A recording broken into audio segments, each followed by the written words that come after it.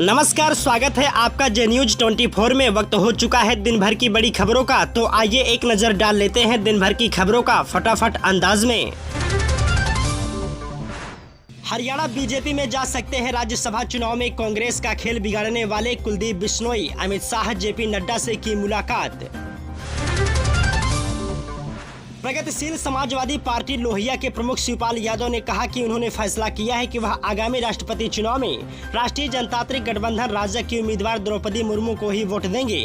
शिवपाल यादव ने संवाददाताओं से बात करते हुए कहा कि उत्तर प्रदेश के मुख्यमंत्री योगी आदित्यनाथ जी ने मुझसे द्रौपदी मुर्मू के लिए वोट देने को कहा था और मैंने फैसला किया है कि मैं उन्हें ही वोट दूंगा।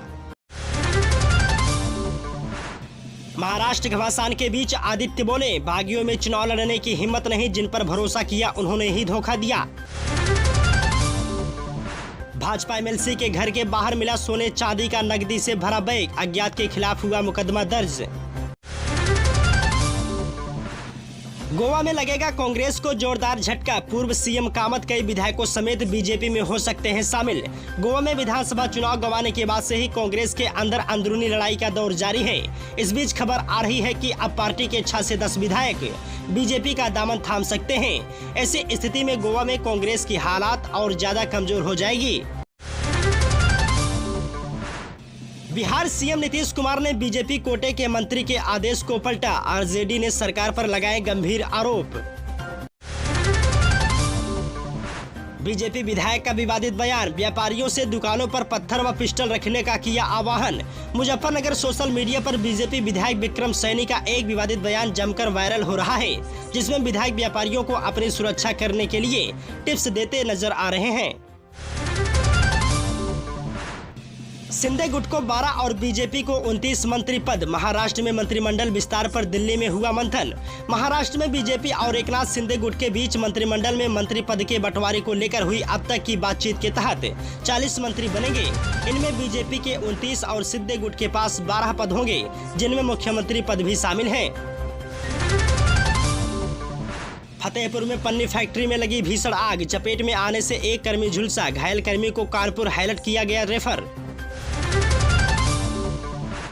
महाराष्ट्र में एक बार फिर से सियासी हलचल हुई तेज। बीजेपी के समर्थन से शिंदे सरकार बनने के बाद अब मंत्रिमंडल विस्तार की योजना बन रही है। इस सिलसिले में सीएम एकनाथ शिंदे और डिप्टी सीएम देवेंद्र फडणवीस ने बीजेपी के कई बड़े नेताओं से की मुलाकात। मेयर की चेयर पर कांग्रेस ने फंसाई पेंच, 4 दिन के अंतराल में दूसरी बार सीएम आएंगे रीवा, बीजेपी के पक्ष में करेंगे रोड शो।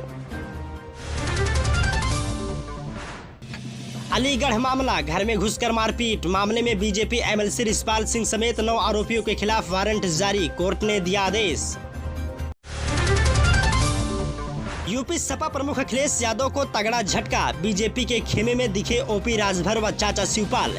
राष्ट्रपति पद के लिए एनडीए उम्मीदवार द्रौपदी मुर्मू के सम्मान में योगी आदित्यनाथ द्वारा आयोजित डिनर में सुबह सपा अध्यक्ष ओम प्रकाश राजभर हुए शामिल।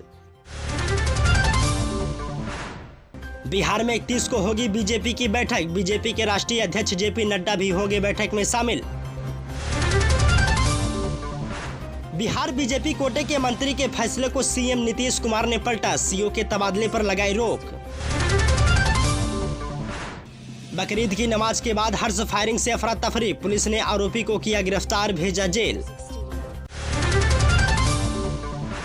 गणेश गोदियाल के खिलाफ जांच को लेकर बोले बीजेपी प्रदेश अध्यक्ष। बद्री केदारनाथ मंदिर समिति वीकेटीसी के पूर्व अध्यक्ष गणेश गोदियाल पर भ्रष्टाचार के गंभीर आरोप लगाते हुए शिकायत दर्ज कराई गई, जिसको लेकर भाजपा के प्रदेश अध्यक्ष मदन कौशिक ने रुद्रपुर में पत्रकारों से बातचीत करते हुए कहा कि गणेश गोदियाल के खिलाफ चल रही जाँच को लेकर किसी को कोई एतराज नहीं होना चाहिए, क्योंकि जाँच में दूध का दूध और पानी का पानी हो जाएगा। बंगाल में संगठन को मजबूत करने में जुटी बीजेपी, हावड़ा में स्मृति ईरानी ने की भगवान राम की पूजा। इस सप्ताह कई केंद्रीय नेता करेंगे बंगाल का दौरा, स्मृति ईरानी ने की शुरुआत। नुपुर शर्मा पर तेलंगाना के मुख्यमंत्री केसीआर का तंज, नरेंद्र मोदी को बताया सबसे कमजोर प्रधानमंत्री। तेलंगाना के मुख्यमंत्री केसीआर ने एक बार फिर भाजपा और केंद्र सरकार के ऊपर तंज कसा है। उन्होंने इस बार नुपुर शर्मा को निशाना बनाया। इसके साथ ही केसीआर ने मोदी सरकार के ऊपर भी बड़ी टिप्पणी की है। अगले 24 घंटे के दौरान कई राज्यों में होगी झमाझम बारिश। देश के पूर्वोत्तर और पहाड़ी राज्यों में जहां भारी बारिश ने आफत मचा रखी है, वहीं उत्तर भारत के मैदानी इलाकों को लेकर मौसम विभाग ने राहत भरी खबर दी है। मौसम विभाग के मुताबिक अगले 24 घंटे में देश के ज्यादातर राज्यों में हल्की बारिश होने की संभावना जताई जा रही है। IMD ने दिल्ली, यूपी, उत्तराखंड, हरियाणा, राजस्थान, मध्य प्रदेश, हिमाचल प्रदेश के कई इलाकों में भारी बारिश की जानकारी दी है। बारिश न होने से चित्रकूट मंडल पर मंडराने लगा सूखे का खतरा। चित्रकूट मंडल के कई इलाके ऐसे हैं जो बारिश के सहारे ही फसल उगाते हैं। इनमें बांदा का बदौसा क्षेत्र शामिल है। यहाँ सिंचाई संसाधनों के नाम पर एकमात्र बोरिंग ही सहारा है, लेकिन इस साल बारिश में विलंब होने के कारण जल स्तर भी घट रहा है, जिससे बोरिंग ने भी जवाब दे दिया है। अमरनाथ गुफा के पास फटा बादल, हादसे के पीछे मौसम विभाग ने बताई वजह। भारतीय मौसम विभाग के मानकों में बादल फटना तभी माना जाता है जब 1 घंटे के अंदर किसी खास इलाके में 100 मिलीमीटर बारिश हो जाए। अमरनाथ गुफा के पास बीते दिन शुक्रवार को शाम 5:30 से 6:30 बजे के बीच 28 मिमी बारिश हुई थी। ऐसे में मौसम विभाग का अनुमान है कि गुफा के ऊपर की तरफ कहीं पर भीषण बारिश हुई होगी, जिसका पानी नीचे तक आया होगा। खराब मौसम के कारण जम्मू से अमरनाथ यात्रा रोकी गई। श्रद्धालुओं के नए जत्थे को आगे जाने की अनुमति नहीं।